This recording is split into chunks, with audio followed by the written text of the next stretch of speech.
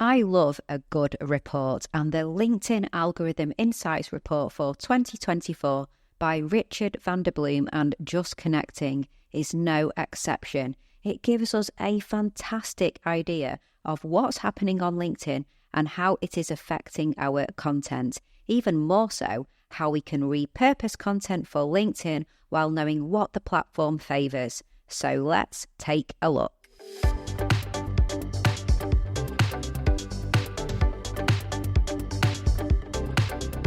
You're listening to the Content 10x podcast, where it's all about content repurposing. I'm Amy Woods, and I'm here to help you maximise your content and find smart ways to get your message in front of more of the right people, whilst also saving time. Let's get started.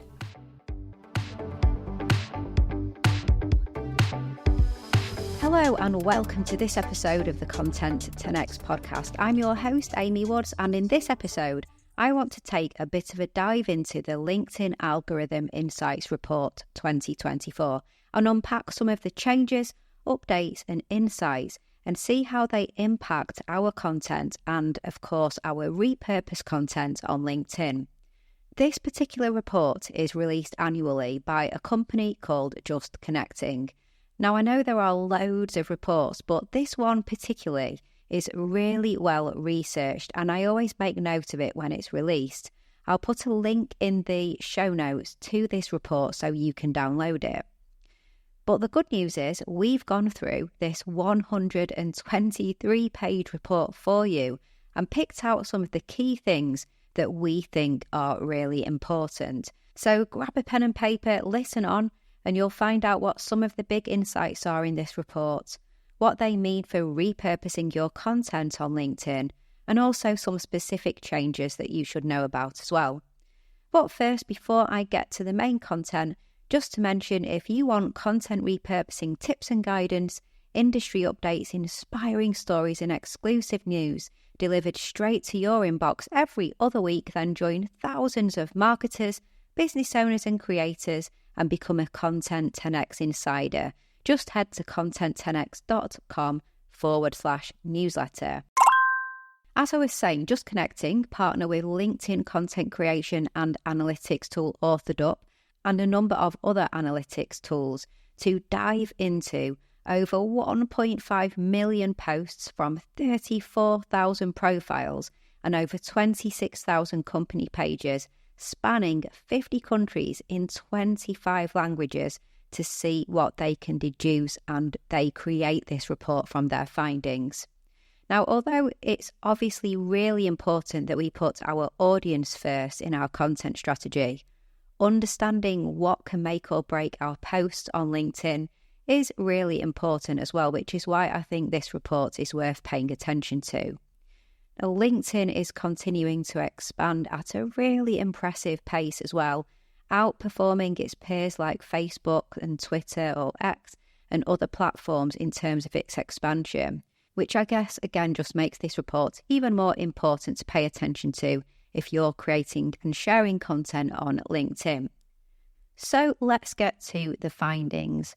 Firstly, really interesting finding, the combination of text and a single image post remains the favoured format. 48% of LinkedIn posts are text and a single image. The most effective length for text in a post is between 900 to 1,200 characters, which could be approximately 53 to 71 sentences, depending on various factors, of course. And it's important to also know that short sentences that are under 12 words perform 20% better. Now, images have an impact on engagement, as you would imagine. The research shows that an image could give your post a 20% boost and a selfie a 30% boost. Now, not everyone is comfortable with a selfie, that's for sure, and they don't always work. But since the release of this report, I've definitely noticed more selfies on my timeline. Now, you want to stay clear of stock images where possible. Stick to brand colours and themes, which can help with a 15% increase in brand recall. Plus, each additional image can contribute to a 5% increase in reach, but they found only up to the 5th image. After that, they don't have any impact on reach. 5 seems to be the magic number there. So if text plus image posts work well, how can you repurpose your long-form content to take advantage of this? I would say pick out key themes from your content and rewrite important points into great posts and share on-brand images or maybe a photo. So, for example, if you repurpose a webinar or an event, get photos with real people in them to connect with your audience. To find out more about how to recognise the key points in your long-form content and rework them into posts for LinkedIn, be sure to refer to our episode with Erica Schneider, who has actually released a course on that very topic called Long to Short. In our podcast episode, we had a fantastic conversation. So check that out, content10x.com/303, and I'll put the link in the notes.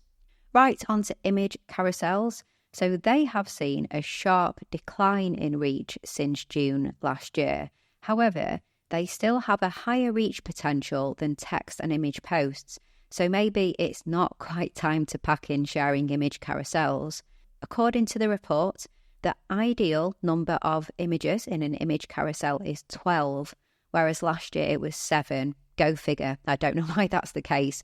But you don't want to go as far as 20 images or 20 slides, because that will see a 25% drop in engagement.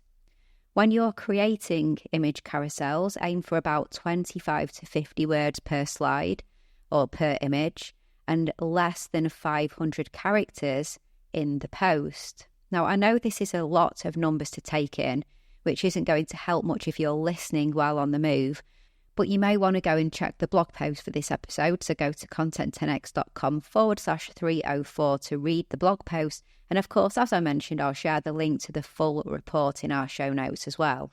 Now, we love distilling these podcast episodes into visually engaging image carousels, and it's something that we do for loads of our clients as well, where they will be sharing content with us, be it webinars or events or blog posts, white papers, research reports, and we'll repurpose them into image carousels.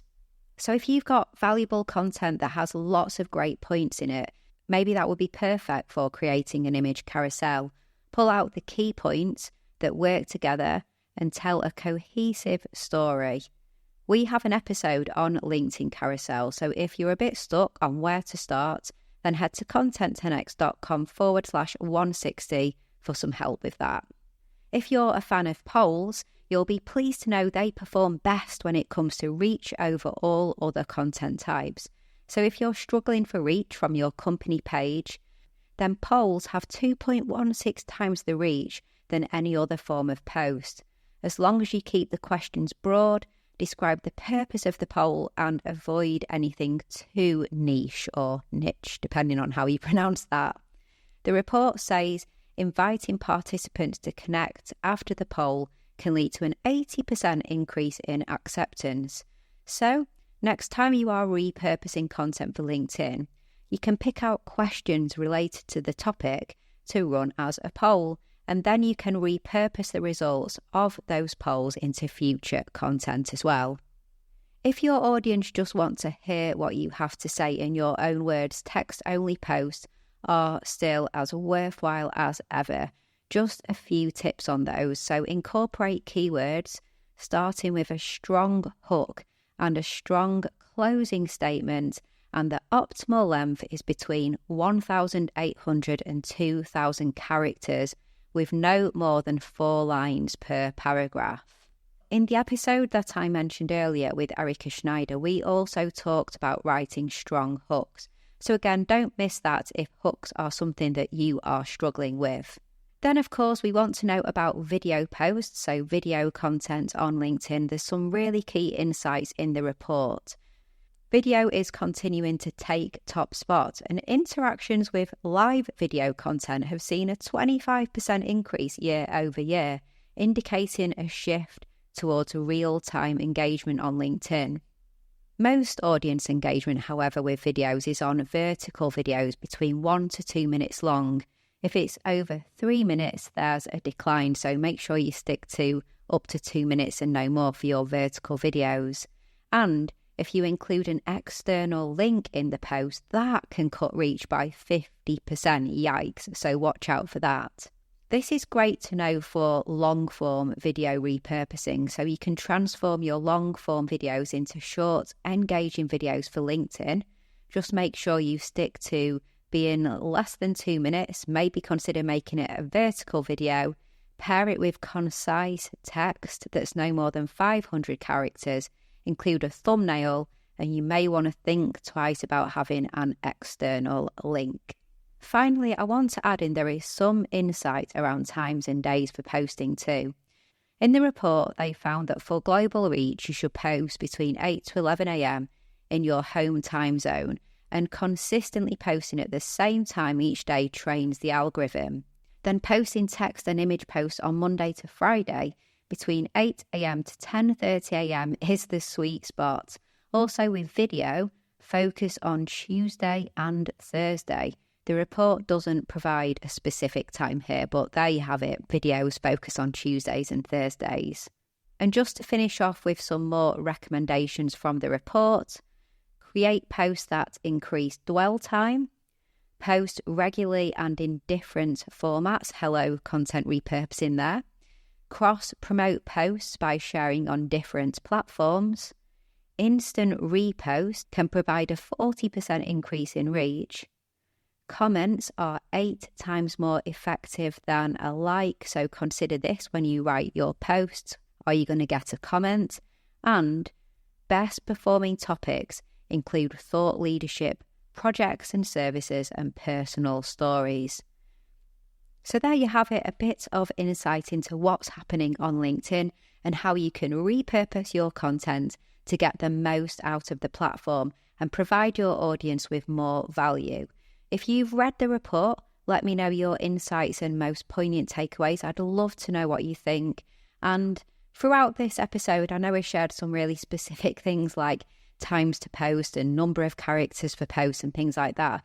Of course, I personally can't verify that that's exactly going to work for you, but I think it's just really interesting to know what they have found in this really, really insightful and credible research report.